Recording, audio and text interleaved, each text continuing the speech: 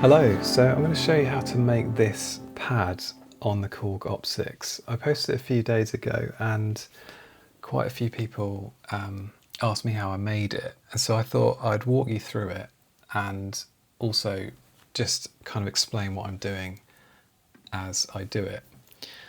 So we're going to start with an init patch, which it's not the most inspiring.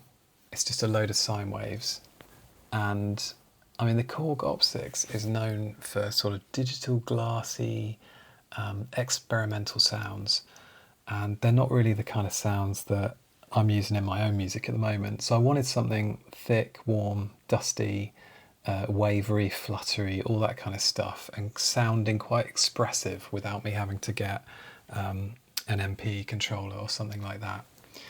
So we are going to start with the init patch, and we're just going to use algorithm 1, which has just got two carriers, and we're not even going to use, we're not going to do any like FM stuff with any of these other modulators, except maybe this one, which I'll talk about later.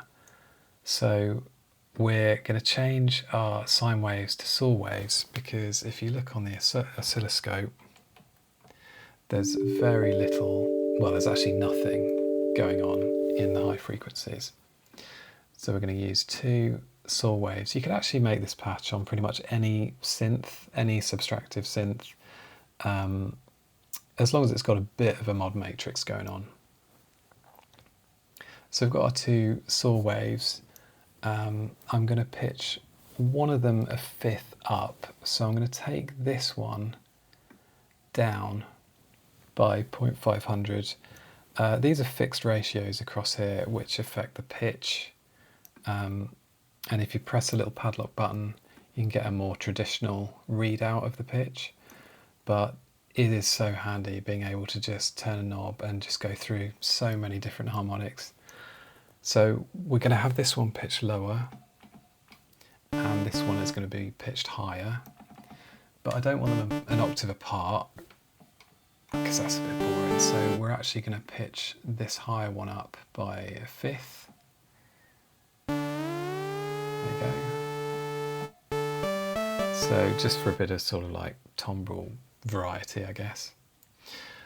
First thing we're going to do, that's going to be the core of our actual sound. We're going to look at the envelope. So this is going to be a long pad with a bit of evolving stuff going on. So first thing to do is to increase the attack.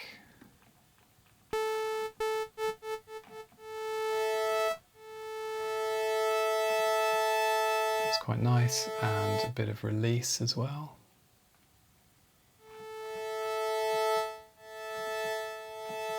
I think that sounds good. And then we're going to look at our lower one.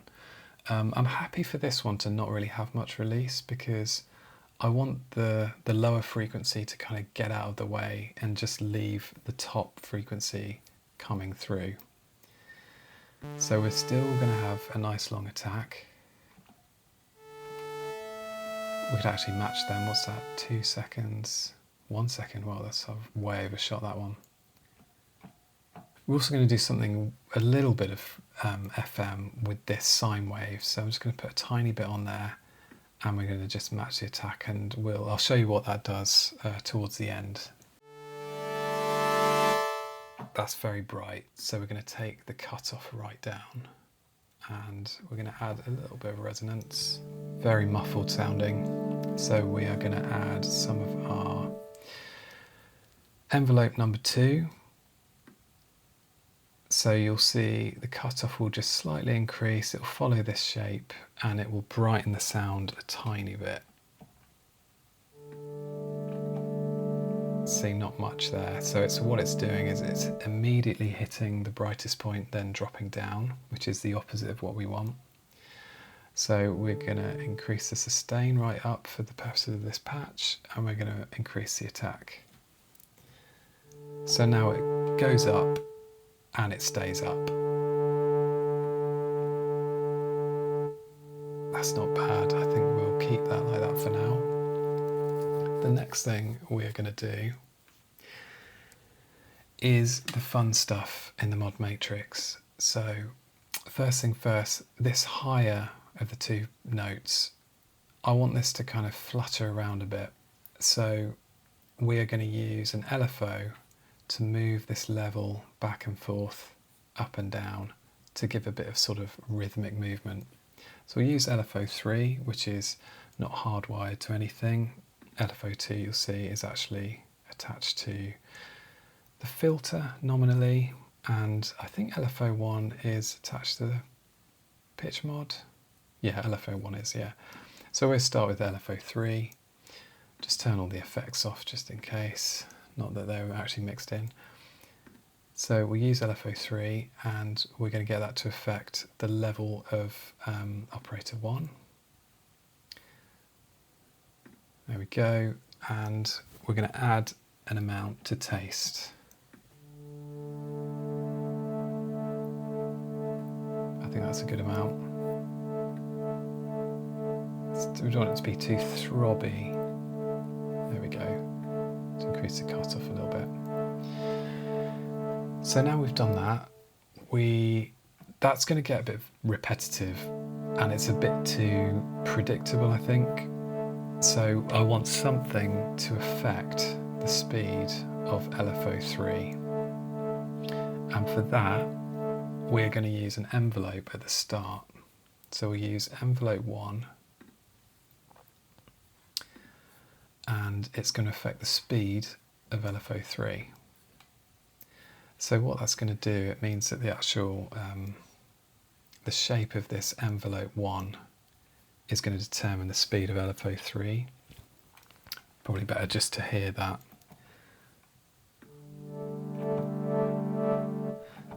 So as I add the envelope to the LFO3 speed,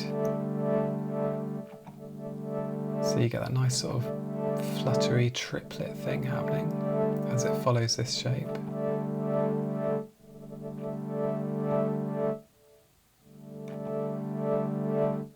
Or you can have it slow at the start by giving it a negative amount.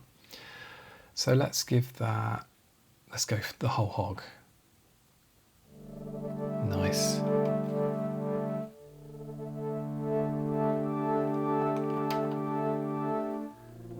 I like that. You get that sort of different notes just sort of peeking their head up at different times. Yeah, that sounds good to me. I think we can add a bit more variation with LFO2 to the speed of LFO3.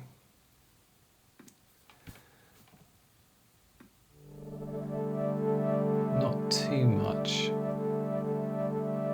But here there's a little bit of variation in there.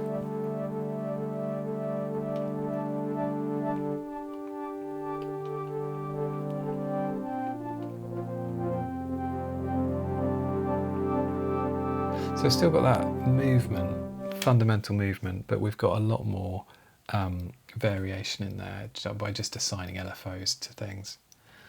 One thing that's quite static is the actual pitch.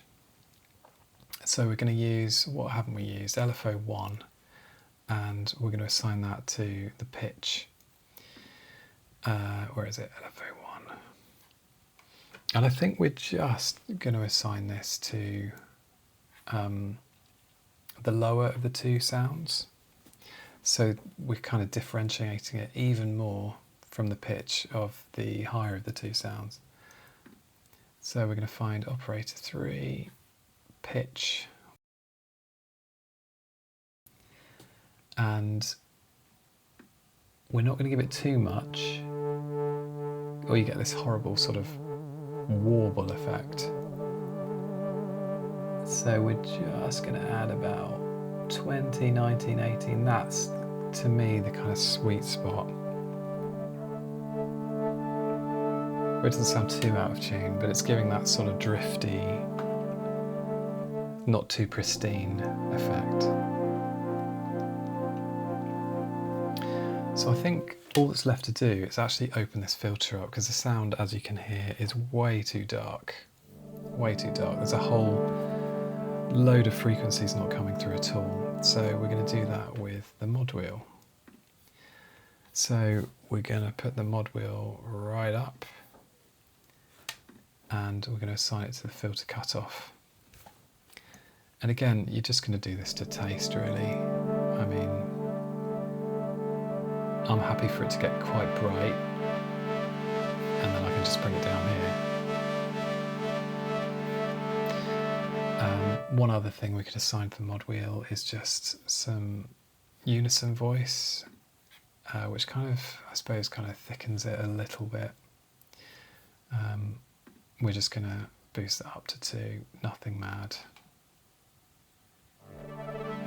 See how wide that already sounds with the mod wheel fully up, and then it collapses into the centre with it down. I think it sounds really nice. So the last thing to do is just place it in a space. So we are going to use just a standard reverb. Let's just hear what it sounds like default.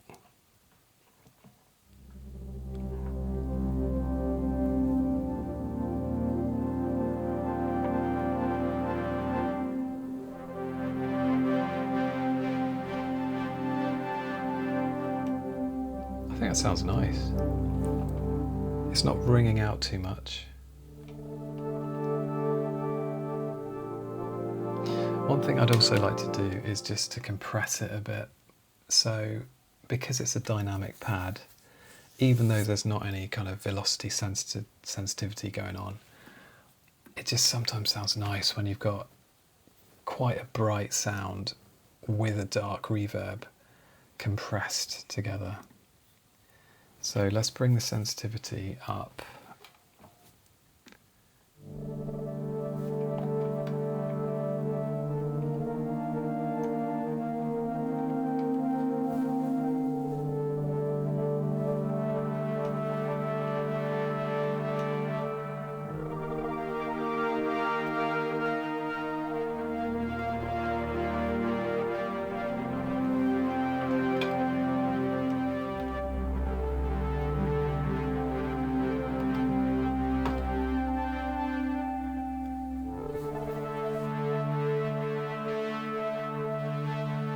I think that sounds really good. So we've got some nice bite going on there. I said I would show you what the second sine wave we've got here as a modulator is going to do. In fact, the level's been up, so it's already been doing it. It is just adding a tiny bit of frequency modulation to this saw wave. As you can see on the algorithm, it just feeds into it. But we are going to bring the ratio on this right down, so it adds like a sort of low harmonic. Can you hear that? The lower.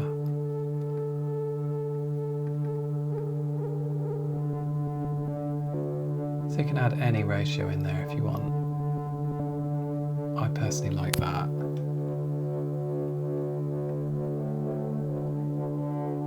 Just a very subtle amount.